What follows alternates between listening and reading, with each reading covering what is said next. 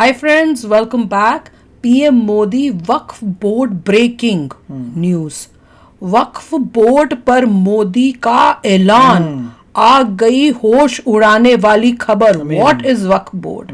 ओहो, देखते हैं।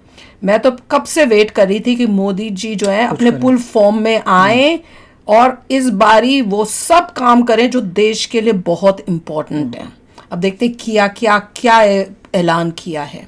तो वीडियो शुरू करते हैं। वीडियो शुरू करने से पहले अगर आप चैनल पर नए हो और आपने अभी तक सब्सक्राइब नहीं किया तो जल्दी से पहले सब्सक्राइब के बटन और बेल आइकन को क्लिक कर लो ताकि आपको हमारे सारे न्यू वीडियोस के नोटिफिकेशन मिल जाएं जैसे हम अपलोड करें। अगर आपको वीडियो पसंद आता है प्लीज लाइक एंड शेयर। चलिए शुरू करते हैं।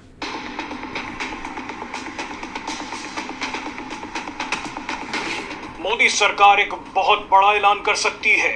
पूरे देश की धड़कनें तेज हो गई है क्योंकि ऐलान भी बहुत बड़ा होने वाला है। दरअसल देश का तीसरा सबसे बड़ा जमींदार बन चुके वक्फ बोर्ड के पर कतरे जा सकते हैं।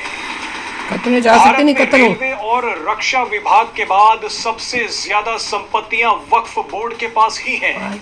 कई एक्सपर्ट्स तो बोलते हैं कि वक्फ बोर्ड ने भारत में पाकिस्तान के आकार के बराबर जमीन कब्जा ली है। मगर अब बताया जा रहा है कि मोदी सरकार वक्फ बोर्ड को लेकर कानून लाने जा रही है।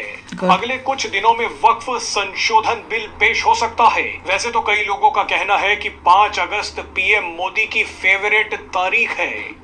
5 अगस्त को ही कश्मीर से धारा 370 हटाई गई थी और 5 अगस्त के दिन ही राम मंदिर के लिए भूमि पूजन हुआ था। बहरहाल बताया जा रहा है कि कैबिनेट ने वक्फ एक्ट में 40 से ज्यादा बदलाव की बात कही है। इसमें सबसे ज्यादा चर्चा वक्फ एक्ट 1995 के सेक्शन 40 की हो रही है।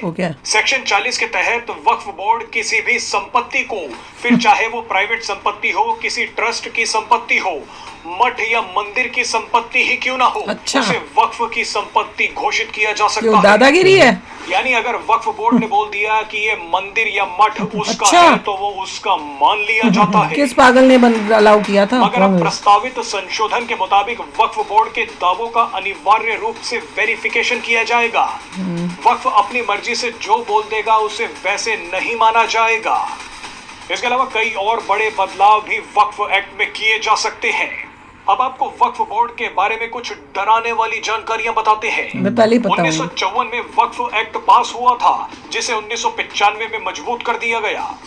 वैसे तो बोला जाता है कि वक्फ बोर्ड के पास दान दी हुई जमीन आती है, मगर एक्सपर्ट्स का मानना है कि वक्फ के पास दान की नहीं बल्कि कब्जे और एनक्रोचमेंट वाली जमीन है। एडवोकेट विष्णु जैन बताते हैं कि वक्फ एक्ट 1995 के सेक्शन 101 में वक्फ बोर्ड के लोगों और मुतवल्लियों को पब्लिक सर्वेंट का दर्जा दिया गया है, जबकि किसी पुजारी, पुरोहित, पंडित और महंत को पब्लिक सर्वेंट का दर्जा नहीं है। वक्फ बोर्ड 2005 में ताजमहल को वक्फ प्रॉपर्टी घोषित कर चुका है। मजे की बात देखिए कि हिंदू बस ये बोलते रहते हैं कि ताजमहल पहले मंदिर था, लेकिन वक्फ बोर्ड ने तो इस जमीन को भी कब्जा लिया है। बताया जाता है कि वक्फ बोर्ड के पास जो संपत्ति है उसकी कीमत 1,20,000 करोड़ से भी ज्यादा है। पूरे देश में वक्फ की 8 लाख से ज्यादा संपत्तियां हैं। सवाल यह है कि देश में जब मुस्लिम गरीब और पिछड़े हैं तो 8 लाख संपत्तियां किसने वक्फ बोर्ड को दान कर दी? अब एक और होश उड़ाने वाली बात आपको बताते हैं। नरसिम्हा राव की सरकार जो 1991 में प्लेसेस ऑफ वर्शिप एक्ट लाई थी, वही सरकार 1995 में वक्फ एक्ट भी ले आई। 1991 में प्लेसेस ऑफ वर्शिप एक्ट लाकर कहा गया था कि देश के सेक्युलरिज्म को बचाना होगा, इसीलिए जिस धर्म स्थल की जो स्थिति है अब वैसी ही रहेगी, कोई नए मामले पे अब विचार नहीं होगा। मगर नरसिम्हा राव सरकार ने 4 साल बाद 1995 में वक्फ एक्ट को इतना मजबूत कर दिया कि वक्फ बोर्ड जिस प्रॉपर्टी पर हाथ रख देगा वो उसकी मान ली जाएगी। दादागिरी है क्या? हद हो गई। मैं तो ये सुन के कि वो दादागिरी जिस पे भी हाथ रख दे उसकी हो जाएगी। क्यों भाई?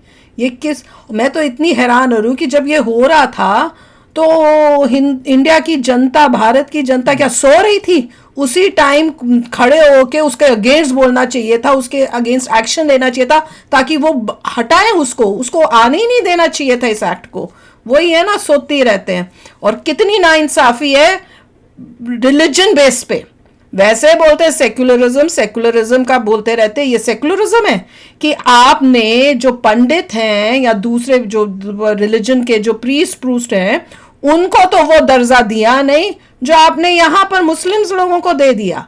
फिर इतनी उनको ताकत दे दी कि भैया जिस पे हाथ रखेंगे वो होगा। वो ताजमहल जी उनका हो गया, वो कैसे वो अपनी मर्जी से किसी भी प्रॉपर्टी, देश की प्रॉपर्टी, वो कौन होते हैं?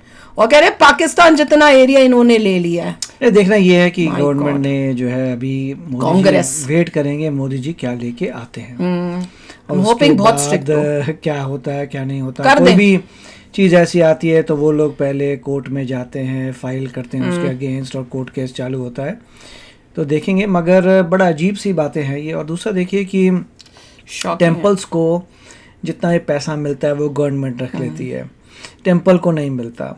तो उसकी वजह से क्या होता है, टेम्पल का इंफ्रास्ट्रक्चर इतना अच्छा नहीं होता, लोगों के लिए सुविधाएं नहीं होती, आने जाने का रास्ता अच्छा नहीं होता।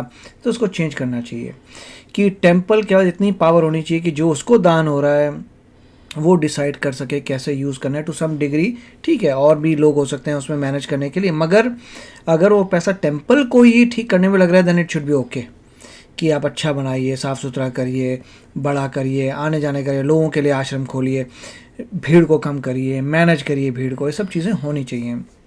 इसीलिए अगर आप बड़े बड़े जब जाते हैं टेम्पल्स में आपको नज़र आता है कि उतना अच्छा नहीं है जितना होना चाहिए, जबकि इतने लोग दान देते हैं तो उसका क्या होता है, दैट इज़ वन थिंग।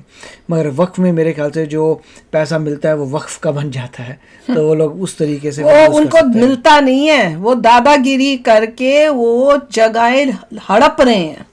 ये वो तो और भी ये काम कर रहे हैं। मगर पीवी नरसिम्हा राव को हुआ क्या था we do not know. Congress उनको लगा वोट बैंक है, उस हिसाब से उन्होंने कार्य किया है। तो मतलब काफी समय से प्रॉब्लम्स चली आ रही थी जो अब हमें नजर आ रही हैं कि उसका क्या इतना बड़ा मैनिफेस्टेशन। मोदी जी बीजेपी को नजर आ रही हैं, वो सुधार करने के लिए आए हैं, पर जनता को समझ नहीं आ रहा। पॉलिटिक्स के लिए लोग क्या कर रहे हैं आई डोंट नो, मगर उनको देखना चाहिए future of the country also कि आप जो भी प्रोसेस लगाते हैं वो हर एक रिलीजन पे अप्लाई करिए। ये नहीं कि एक रिलीजन पे एक प्रोसेस है दूसरे रिलीजन पे, ऐसा नहीं होना चाहिए। आपको नॉर्मली इक्वल होना चाहिए कि भाई ये प्रोसेस जो है हर एक रीजन पे लगता है। अगर वक्फ बोर्ड बना हुआ है तो यहाँ पे भी कोई हिंदू बोर्ड बना होना चाहिए, सेम टू सेम होना चाहिए, समथिंग लाइक दैट। और भैया ताजमहल अगर उसमें बोला जाता है कि वहां पे एक मंदिर है पहले था, तो भैया वक्फ बोर्ड कैसे बोल रहा है कि ये मेरी जमीन है? और अगर नहीं भी बना हुआ हो हिंदू टेम्पल पहले का, तुम कौन होते हो? हर मतलब कोई भी जगह जहाँ पे भी है तुम्हारी बन जाएगी। नहीं, पॉइंट सिर्फ यही है कि आप अगर देश की है, एक रिलीजन के लिए कुछ कर रहे हैं वो दूसरे सारे रिलीजन के लिए भी सारों के लिए होना चाहिए, टू बी फेयर। अगर यहाँ बोर्ड बना है तो बाकी रिलीजन, हर रिलीजन के लिए बोर्ड बना होना चाहिए। कोई प्रॉब्लम मैं तो कह रही हूँ, क्या